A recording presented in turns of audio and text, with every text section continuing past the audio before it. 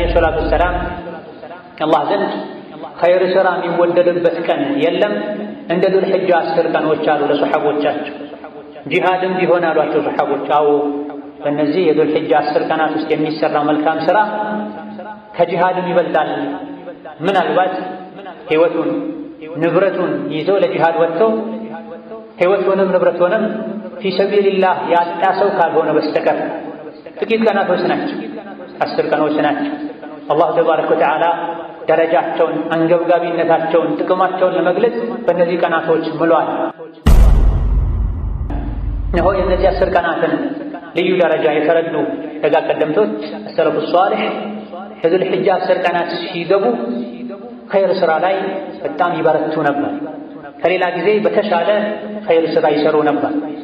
ዚክር ያበዙ ነበር፣ ዱዓ ያበዙ ነበር፣ አላህን ተባረከ ወተዓላ ማላቅን ያበዙ ነበር። እነሱ የሚመኙትን ጀነት እስከተመኘን ድረስ በሥራ ከእነሱ ልንመሳሰል ይገባል።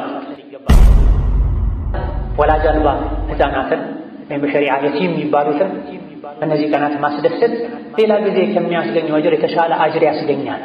ኢድ ሲመጣ ብዙ ጊዜ ልጆች ወላጆቻቸውን ነው የሚያስታውሱት። አባት ቢኖረኝ እንዲያደርግልኝ ነበር፣ አባት ቢኖረኝ እንዲህ ነገር ይገዛልኝ ነበር ብለው ያስባል። የራስ ልጆችን ዒድ ላይ እንደምታስደስተው አቅመ ደካማ ወላጅ አልባ የሆኑ ልጆችን ማስደሰት በእነዚህ ቀኖች ሊሰሩ ከሚገባቸው መልካም ሥራዎች መሃል አንዱን እያንዳንዱ ሙስሊም ከግራ ከቀኙ ከፊት ከኋላው ያሉ አቅመ ደካሞችን በዚህ መልኩ ተባብሮ ተረዳድቶ ቢያስደስት ማህበረሰባችን ውስጥ ኡማ ውስጥ አቅመ ደካማ የተቸገረ ከችግር ብዛት የመጣ መኖር የሚያስጠላው ባልኖረ ነው። ሁሉም በሩን ዘግቶ ለራሱ ብቻ የበላ ሲኖር ነው የተቸገሩ ሰዎች የሚበዙት። ሒጃ 10 ቀናት በተለይም 9ኛው ቀን ላይ ልናበዛው ልናደርገው ከሚገባ ዒባዳ ሌላኛው ጾም ነው። የዙል ሒጃ 9ኛው ቀን ላይ መጾም የ2 ዓመት ወንጀል እንደሚያራግፍ ነቢ ተናግረዋል። የዙል ሒጃ 9ኛው ቀን ከአረፋ በዓል 1 ቀን ቀደም ብሎ ያለውን ቀን መጾም የ2 ዓመት ወንጀል እንደሚያራግፍ ነቢ ተናግረዋል። ይህን ቀን በጉጉት ጠብቀን ቀኑ መቼ እንደሆነ ጠይቀን መዝግበን ይዘን ልንጾመው ይገባል። ደረጃውን ካወቅን ፈስአሉ አህለ ዚክሪ ኢን ኩንቱም ላ ተዕለሙን።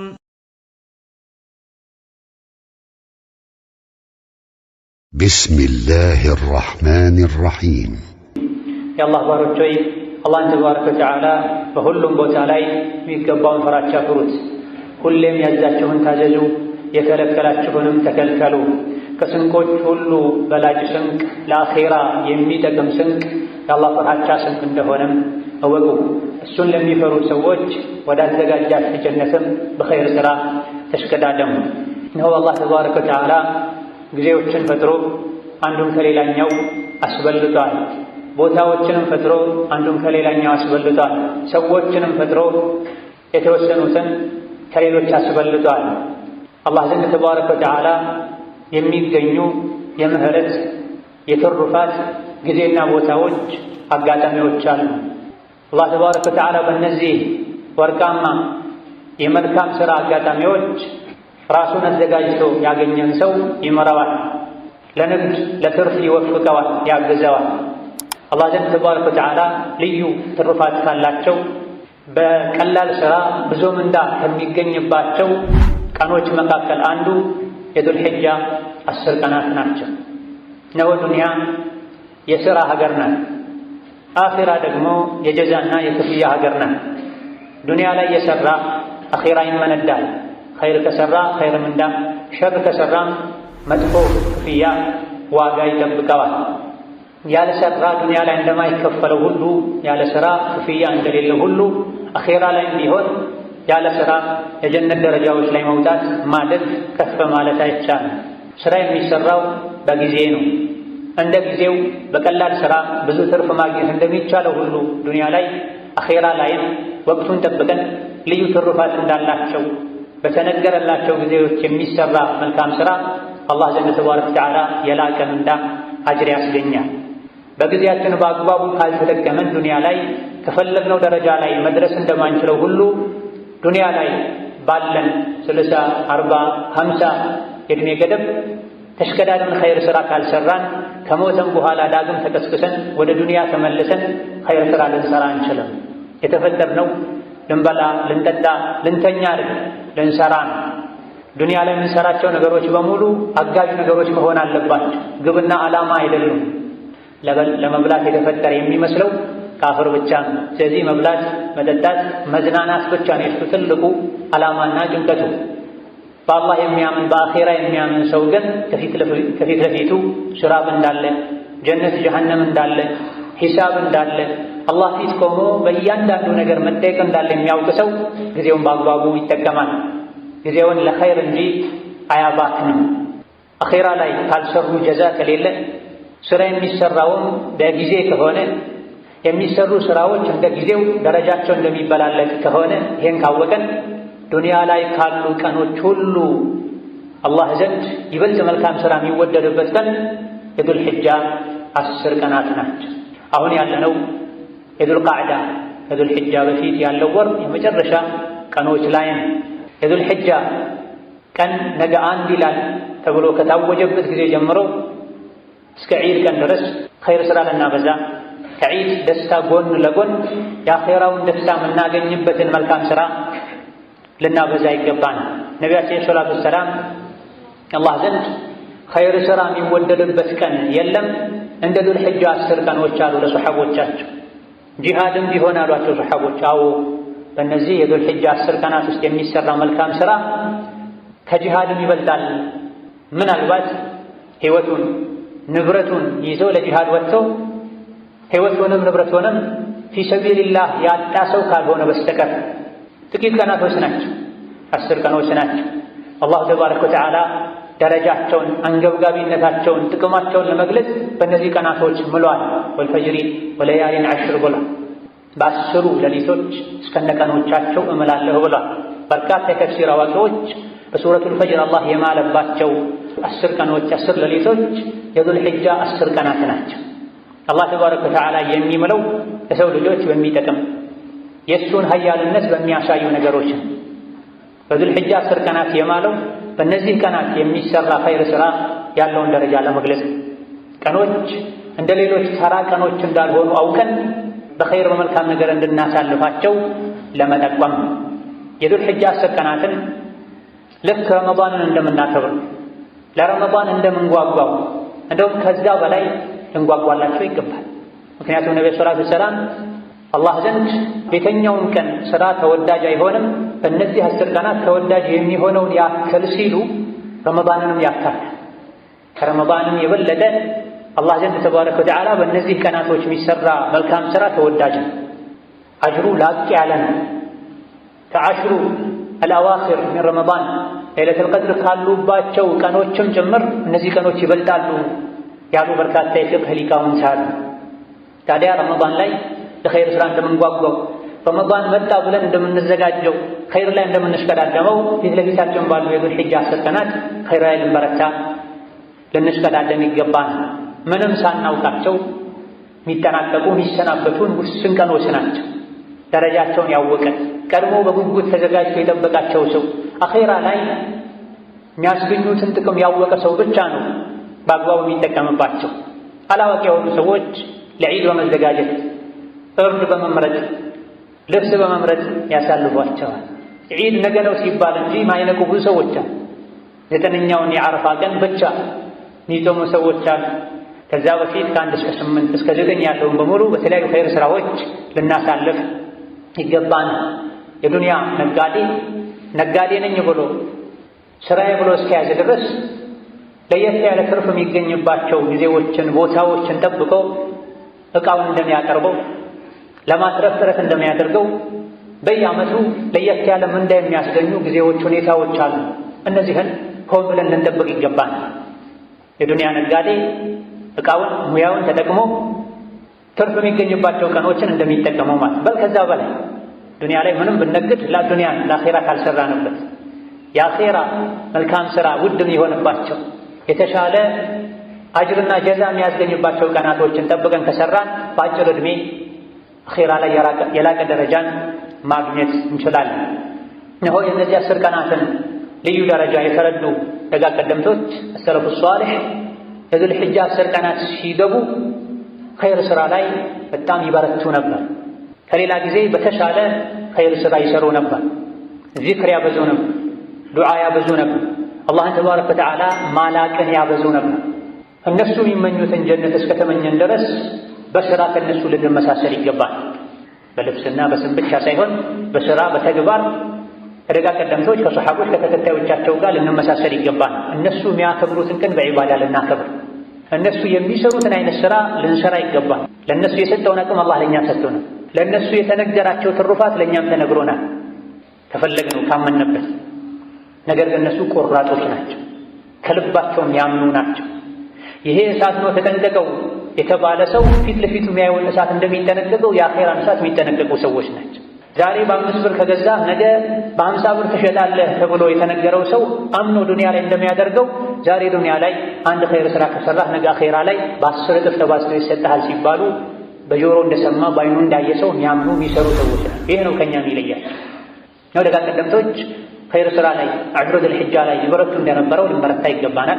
በዙል ሒጃ 10 ቀናት ከሚወደዱ መልካም ስራዎች አንዱ በጥቅሉ ሁሉም ኸይር ስራ እነዚህ ቀናቶች ተወዳጅ ነው ተብለዋል። እንደ ምሳሌ ሶላት ልናበዛ ይገባል። ነቢያችን ሰላቱ ወሰላም የሰው ልጅ ከመቼውም በላይ ወደ ጌታው ቅርብ የሚሆነው ስጁድ ሲደፋ ነው ብላ። የተኛውን ጊዜ ከሚሰራ ስራ ይልቅ አላህ ዘንድ መልካም ስራ ውድ ቢሆነው ውድ ዋጋ ጀዛ የሚያስከፍለው የዙል ሒጃ የመጀመሪያ 10 ቀኖች ላይ ነው ከተባለ በእነዚህ 10 ቀናት ውስጥ ልናበዛቸው ወደ አላህ ልንቃረብባቸው ከሚገቡ ዒባዳዎች አንዱ ሶላት። በመጀመሪያ ደረጃ ግዴታ የሆኑ ፈርድ የሆኑ 5 ወቅት ሶላቶችን በአግባቡ መስገድ፣ ቀደም ብለን በመዘጋጀት ሶላትን በማክበር ልባችንን ሰብስበን በመስገድ ይህ የመጨረሻ ሶላቴ ሊሆን ይችላል ላሳምር፣ ላስረዝም፣ ላስተካከል ብለን በመስገድ ቀደም ብለን መስጊድ በመግባት ቀብልያ ባዕድያ በመስገድ ሶላታችን ውስጥ ይበልጥ አላህን በማስታወስ ፈርድ ሶላትን እንሰግድ ይገባል። ከዛ በመቀጠል ሱና ሶላቶችን ልናበዛ ይገባል። ከዙሁር በፊት፣ ከዙሁር በኋላ፣ ከዒሻ በኋላ፣ ከመግሪብ በኋላ፣ ከፈጅር በፊት የሚሰገዱ ቀብልያ ባዕድያ ሶላቶች አሉ። ሶላት መስገድ የሚከለከልባቸው ፀሐይ እኩለ ሰማይ ላይ ስትሆን፣ ከዐሱር በኋላ ፀሐይ እስክትጠልቅ፣ ከፈጅር በኋላ ፀሐይ እስክትወጣ፣ ከነዚህ ከ3 ወቅቶች ውጪ ባሉ ሰዓታት ደግሞ ባገኘነው ክፍት ሰዓት ያውም ክፍት ሰዓት አመቻችተን ልቅ የሆኑ 2 ረካ ሶላቶችን መስገድም ልናበዛ ይገባል። በአካል ከሚተገበሩ ዒባዳዎች ሁሉ አላህ ዘንድ ይበልጥ ተወዳጅ ዒባዳ የሶላት ዒባዳ። የሶላትን ደረጃ ለማሳየት ነው ነቢዩና ዓለይሂ ሰላቱ ወሰላም አላህ ተባረከ ወተዓላ ራሳቸውን ወደ ሰማይ ጠርቶ የሶላትን ግዴታ የሰጣቸው። ወሀከዛ ሶላት ዱሓ፣ የሌይል ሶላት በእነዚህ ቀናቶች ይበልጥ ልንሰግድ ይገባል። ዓመቱን ሙሉ ሊሰገዱ የሚገባቸው የሶላት አይነቶች ናቸው። ነገር ግን በዚህ ውድ በሆነ የመልካም ሥራ የመልካም ገበያ ወቅቶች ላይ ሌይልን ረዘም አድርገን ቁጥሩን ጨመር አድርገን ልንሰግድ፣ አቡሓውንም ሌላ ጊዜ የምንሰግደው 2 ከሆነ 4፣ 6፣ 8 አድርገን ልንሰግድ ይገባል። እዚህ ዱንያ ላይ በሰገደን ቁጥር ሶላት ላይ ረዥም ጊዜ በቆመን ቁጥር በሶላት ውስጥ ልባችን በሰበሰበን ቁጥር የቅያም ቀን አላህ ፊት ስንቆም የሚደርስብን መከራ ይቀንሳል። እዚህ ዱንያ ላይ ሶላት ላይ ልቡን ሰብስቦ በቂ ጊዜ ሰጥቶ ያልቆመ አኼራ ላይ የፍርዱ ሜዳ ላይ መቆም ይከብደዋል።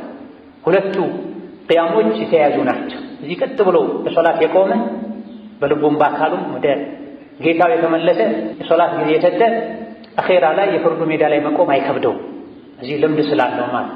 እዚህ ግን ያልቆመ በአግባቡ ያልሰገደ አኼራ ላይ ይጠናበታል፣ ይበረታበታል። ከዛሊክ ሌይል ሶላት የነቢያት ሱና ወንጀል ማራገፊያ ነው። የቅያም ቀን ኑር ነው፣ ብርሃን። ወሀከዛ በእነዚህ ቀናት እናበዛቸው ከሚገቡ ዒባዳዎች ሌላኛው ቁርአንን መቅራት፣ ማድመጥ፣ ማስተንተን፣ ትርጉሙን ማንበብ ልናበዛ ይገባል። ቁርአን የሙእሚን የልቡ ቀለብ ነው። አካላችን ምግብ ካላገኘ ውሃ ካላገኘ እንደሚጎዳው ልባችንም ቀለቡን ቁርአንን ካላገኘ ይደርቃል፣ ይታመማል፣ ይዘነጋል፣ ለምን እንደተፈጠረ ይረሳል። ለዚህ ነው ቁርአን ደጋግሞ በስማችን እየጠራን ያ አዩሀ ለዚነ አመኑ፣ ያ አዩሀ ናስ፣ ያ አዩሀ ልኢንሳን እያለ የሚመክረን የሚገስጠን። ከተለያዩ ሰሓቦች እንደተነገረው አላህ ቁርአን ላይ ያ አዩሀ ለዚነ አመኑ ካለ ጆሮህን ስጥ፣ ከዚህ ጥሪ በኋላ የምትታዘዘው ወይም የምትከለከለው ነገር ይኖራል ተብሏል። ሁሉንም ኸይር ቁርአን ያመላክተናል፣ እንሰራው ዘንድ፣ እናምንበት ዘንድ፣ እንጓጓለት ዘንድ። ሁሉንም ሸር ቁርአን ያስጠነቅቀናል፣ እንርቀው ዘንድ፣ እንፈራው ዘንድ፣ ከሩቅ እንሸሸው ዘንድ። በእነዚህ 10 ቀናት ልናበዛቸው ከሚገቡ መልካም ስራዎች አንዱ ቁርአን መቅራት ማብዛት፣ በተቻለን ያክል ደጋግሞ ለማክተም መሞከር ነው። 2 ጊዜ 3 ጊዜ እንኳ ቢያንስ ለማክተም ጥረት ልናደርግ ይገባል። ከፈጅር በኋላ መተኛትን ትተን ፈጅር ሶላት እንደተሰገደ ስራ እስክንወጣ ባለው ጊዜ 2 ሰዓት ብንቀራ 4 ጁዝ 5 ጁዝ በትንሹ መቅራት እንችላለን። ከመግሪብ እስከ ኢሻ ብንቀራም እንደዚሁ 1-2 ጁዝ መቅራት እንችላለን። ከኢሻ በኋላ ወሬውን፣ ሚዲያውን፣ ዛዛታውን ትተነው ከኢሻ በኋላ እስከ እንቅልፍ ሰዓት ባለው ጊዜ 90 ደቂቃ 1 ሰዓት ብንቀራ እንደዚሁ 2 ጁዝ 1 ጁዝ 3 ጁዝ መቅራት እንችላለን። ወደዚህ ዱንያ የመጣ ነው ለአኼራ ንግድ ነግደን አትርፈን ልንሄድ፣ ልንበላ ልንጠጣ፣ ከልጅ ከባለቤት ጋር ልንጫወት ብቻ አለ። የዱንያ ቆይታችን አጭሩን ቆይታችን በእንቅልፍ በወሬ በዛዛታ በጫወታ በዱንያ ብቻ ካሳለፍነው አኼራ ምን ይዘን ነው የምንሄደው? አኼራ ለምናገኘው የሰራ ነው። ከሚሰሩ ውድ ከሆኑ ስራዎች አንዱ ቁርአን መቅራት። ከሰሐቦች መሃል አንዱ ወደ አላህ ኸይር ስራ መስራት ተቃረብ፣ እወቅ የእሱን ንግግር ከማንበብ የበለጠ የተሻለን ስራ በመስራት ወደ አላህ ልትቃረብ አትችልም ብላ። ወደ አላህ ከሚያቃርቡ ውድ መልካም ስራዎች አንዱ ቁርአን መቅራት። ቁርአን ስንቀራ ውስጡ ላይ ብዙ ነገር ነው ያለው። በእያንዳንዱ ፊደል 10 አጅር እናገኛለን። እስከ 700 አላህ ያባዛዋል። ቁርአን ስንቀራ የራሳችን ድክመት እናውቃል። ለጀነት እንጓጓል፣ የአላህን ቁጣ ጀሃነም እሳትን እንፈራል፣ እንጠነቀቃል። ወከዛሊክ እነዚህ የመልካም ስራ ጊዜያቶች ቀናቶች ውስጥ ሰደቃ ልናበዛ ይገባል። አቅመ ደካሞች ላይ፣ የተቸገሩ ሰዎች ላይ፣ የዘመድ የጎረቤት ከዙሪያ ላሉ ችግራቸውን ለምትረዳ ሰዎች በእነዚህ ቀናት እጅን ዘረጋ። ለዒድ እንዲደሰቱ ልታደርጋቸው ይገባል። ዒድን የራስህ ብቻ አታድርግ። ዲን እስላም ዒድን ሲደነግግ ሀደፎች አሉት፣ ዓላማዎች አሉት። ከዒድ ዓላማ አንዱ መረዳዳት፣ በጋራ መደሰት። ዘካተል ፊጥር የተደነገገው ለዚህ ጡህረተን ሊሷኢም ወጡዕመተን ሊልመሳኪን ብሏል ነብዩ ሰለላሁ ዐለይሂ ወሰለም። ረመዳን ሲጠናቀቅ የሚሰጠው ዘካ ዓላማው፣ ዘካተል ፊጥር ዓላማው ጾመኛ በጾሙ ጊዜ ለገጠሙት ጥፋቶች፣ ክፍተቶች ማበሻ መጠገኛ ይሆን ዘንድ ነው። ለአቅመ ደካሞች ደግሞ ምግብ ይሆን ዘንድ ነው ብሏል ነብዩ ሰለላሁ ዐለይሂ ወሰለም። ወከዛሊክ ዒድ አልአድሓ ላይ የዓረፋ ዒድ ላይም ሰደቃ ያረድከውን ብቻህን ጠቅልለህ እንድትበላ ሸሪዓ አይፈልግም። የተወሰነውን ለምስኪን ስጥ ተብለሃል። ከዛ በፊትም ለቤታችን አስቤዛ ስናስገባ ከዙሪያ ላሉ አቅመ ደካሞች ቀንሰህ ልትሰጥ ይገባል። ከሰጠህ ስትሰጥ አላህ ይሰጣል። ሰዎች ዱዓ ያደርጉልሃል። ከሰጠው የተሻለውን እጥፉን ታገኛለህ። ኢዛ አሽሩ ዚል ሒጃ ላይ ሰደቃ ልናበዛ ይገባል። ሰደቃ የግድ ገንዘብ ብቻ አይደለም። ትርፍ ልብስ ካለ ትርፍ ልብስ ለሌላቸው ስጥ። ትርፍ ቤት ዕቃ ያለው ለሌለው ይስጥ። ትርፍ ቀለብ ያለው ለሌለው ይስጥ። ጥሬ ገንዘብ መስጠት የሚከብዳቸው ሰዎች ይህ በሽታ ሙሉ ሰውነታቸውን አቅላቸውንም ልባቸውንም ጭምር ተቆጣጥሮት አውጥተው የሚጥሉትን ምግብ፣ ልብስ ምስኪን ፈልገው መስጠት ይከብዳቸዋል። አሸይጣኑ የዒዱኩሙል ፈቅረ ከሰጠህ ትቸገራለህ ብሎ ሸይጣን ስለሚያስፈራራ ማለት ነው። ከሀከዳ ወላጅ አልባ ሕፃናትን ወይም በሸሪዓ የቲም የሚባሉትን በእነዚህ ቀናት ማስደሰት ሌላ ጊዜ ከሚያስገኘው አጅር የተሻለ አጅር ያስገኛል። ኢድ ሲመጣ ብዙ ጊዜ ልጆች ወላጆቻቸውን ነው የሚያስታውሱት። አባት ቢኖረኝ እንዲያደርግልኝ ነበር፣ አባት ቢኖረኝ እንዲህ ነገር ይገዛልኝ ነበር ብለው ያስቧል። የራስህ ልጆችን ዒድ ላይ እንደምታስደስተው አቅመ ደካማ ወላጅ አልባ የሆኑ ልጆችን ማስደሰት በእነዚህ ቀኖች ሊሰሩ ከሚገባቸው መልካም ስራዎች መሃል አንዱ ነው። እያንዳንዱ ሙስሊም ከግራ ከቀኙ ከፊት ከኋላው ያሉ አቅመ ደካሞችን በዚህ መልኩ ተባብሮ ተረዳድቶ ቢያስደስት ማህበረሰባችን ውስጥ ኡማ ውስጥ አቅመ ደካማ የተቸገረ ከችግር ብዛት የመጣ መኖር የሚያስጠላው ባልኖረ ነው። ሁሉም በሩን ዘግቶ ለራሱ ብቻ የበላ ሲኖር ነው የተቸገሩ ሰዎች የሚበዙት። ወከዛሊክ በእነዚህ ቀናቶች ወላጆችን መንከባከብ፣ ወላጆችን ማስደሰት፣ ወላጆችን መኻደም ወደ አላህ ልንቃረበት የሚገባ መልካም ስራ ከአላህና ከመልእክተኛው ሐቅ ቀጥሎ ትልቁ ሐቅ የወላጆች ሐቅ ነው። ሁሌም ወላጆቻችንን ልንንከባከብ ልናስደሰት ይገባናል። ነገር ግን በእነዚህ 10 ቀናት በዒድ ይበልጥ ወላጆቻችንን ልናስደስት፣ የሚያስፈልጋቸውን ነገር ልናሟላ፣ ቀልባቸውን ልናስደስት ይገባል። ለራሱ ሞልቶለት እንደ ልቡ በል ሞልቶ ፈሶ እየኖረ ወላጆቹ በችግር የሚኖሩ ተቸግረው ከሰው የሚጠይቁ ተበድረው የሚጨነቁበት ሁኔታ አለ። እንዲህ አይነቱ ሰው የወላጅን ደረጃ ያላወቀ አሊያ ደግሞ የዲንን ሽታ ያላሸተተ ጂሃድ ማድረግ ፈልጎ ወደ ነብይ የመጣን ሰው ወላጆች አሉ ብለው ጠይቀው ታውን ሲላቸው እንግዲያውስ ተመለስ ወላጆችህን በማገልገል ጂሃድ አድርግ ብላ። ወላጅ ምርጡ የጀነት በር ነው ተብሏል። ጀነት መግባት የፈለገ ወላጁን ሊያስደስት ይገባል። ወላጁን ሊኻድም ይገባል። ለወላጁ የሚያስፈልገውን ሊያደርግ ይገባል። አንተ ጠግበህ የበላ ወላጆችህ ተርበው ሊያድሩ ፈጽሞ አይገባም። አንተ ቀያይረህ ልብስ የለበስክ ወላጆችህ ልብሳቸው ሊቸገሩ ፈጽሞ አይገባም። ዓመቱን ሙሉ መስደሰታቸው ኻድማቸው በእነዚህ የዙል ሒጃ 10 ቀናት የዒድ ጊዜ ላይ ይበልጥ ወላጆችን ማስደሰት ወደ አላህ ተባረከ ወተዓላ ያቃርባል። ወከዛሊክ ዙል ሒጃ 10 ቀናት በተለይም 9ኛው ቀን ላይ ልናበዛው ልናደርገው ከሚገባ ዒባዳ ሌላኛው ጾም ነው።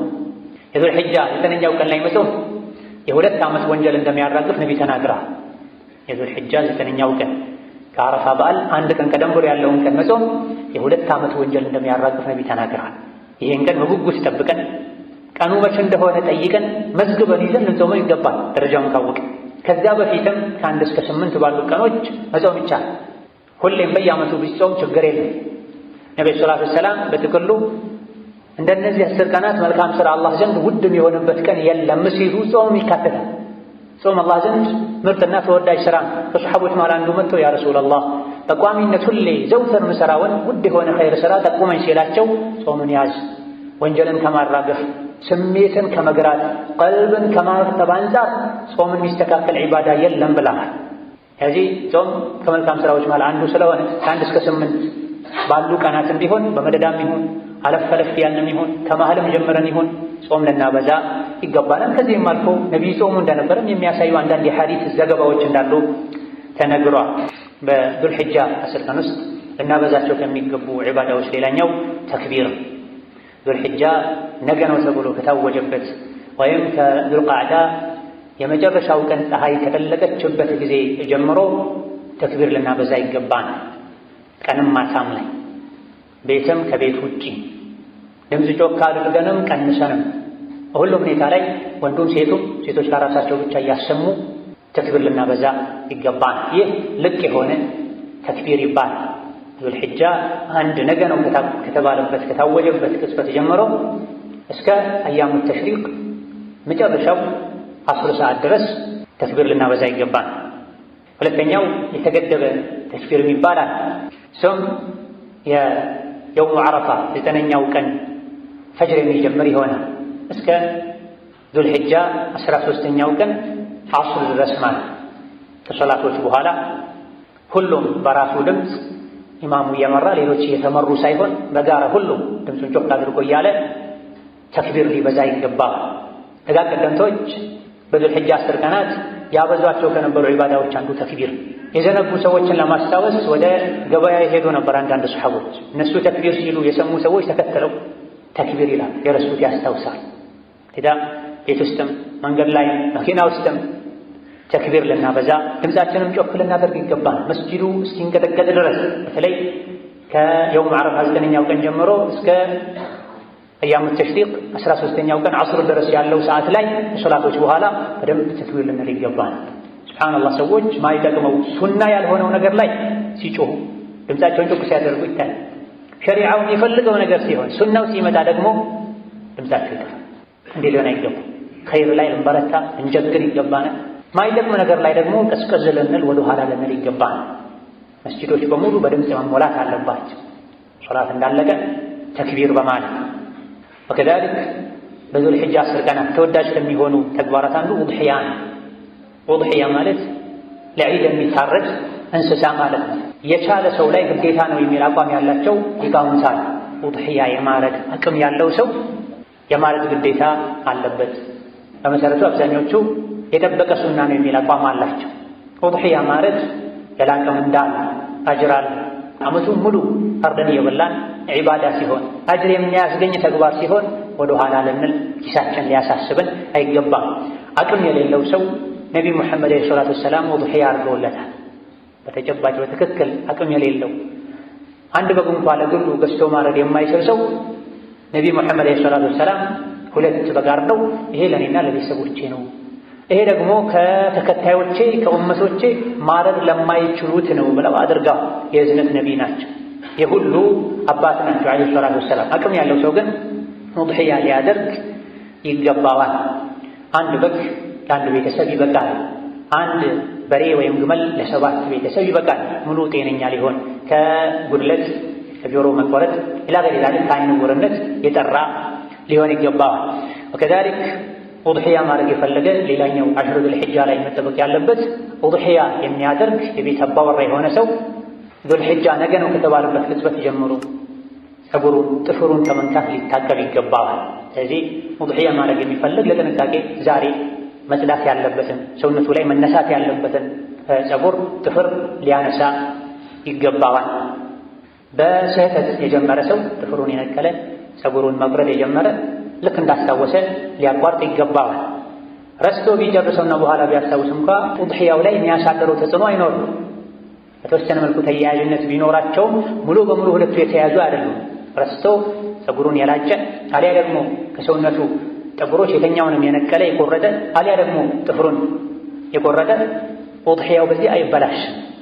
ሁለቱ ሙሉ በሙሉ ተያያዥ አይደሉም፣ ሙሉ በሙሉ የተለያዩ አይደሉም። የሚመለከተው ቤት ውስጥ ኡድሒያውን የሚያደርገውን አባወራ ወይም እማወራ ወንድ ካለ ኡድሒያውን ገዝቶ የሚያርደው ኃላፊነቱ ያለው ወንዱ ላይ ከሆነ ከዛ በታች ያሉት እናትም ጭምር ፀጉራቸውን የሚቻለውን ቢያነሱ ቢያበጥሩ ጥፍራቸውን ቢቆርጡ ችግር የለውም።